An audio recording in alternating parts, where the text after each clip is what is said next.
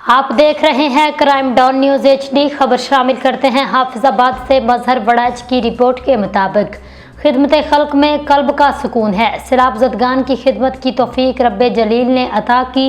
अपनी इस्तिदाद के मुताबिक खिदमत का सिलसिला जारी रहेगा। सैयद गुलाम अब्बास तफसीलात के मुताबिक गुज़िश्ता रोज़ Al Syed dairy farm and cattle farm Kot Mian Khan में सैयद गुलाम अब्बास, सैयद सलीम अब्बास, सैयद नदीम अब्बास की काविशों से फ्लड रिलीफ कैंप कायम किया गया है, जिसमें मवेशियों के लिए वंडा मुहैया किया गया। स्पेशलिस्ट डॉक्टर्स की टीम ने मवेशियों का चेकअप किया। सैलाबी सूरत हाल में मुख्तलिफ बीमारियों का शिकार होने वाले जानवरों को मेडिसिन भी मुहैया की गई। इस मौका पर Al Syed dairy farm and cattle farm Kot Mian Khan के सरबराह सैयद गुलाम अब्बास ने अपने ख्यालात का इजहार करते हुए हालिया सैलाब ने दही इलाकों में किसानों और मवेशी पालने के कारोबार से मुंसलिक अफराद की कमर तोड़ दी है।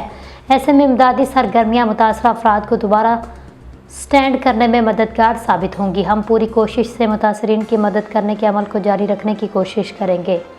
अब तक के लिए इतना ही। मज़ीद न्यूज़ और अपडेट हासिल करने के लिए आप देखते रहें क्राइम डाउन न्यूज़ HD। अल्लाह हाफिज़।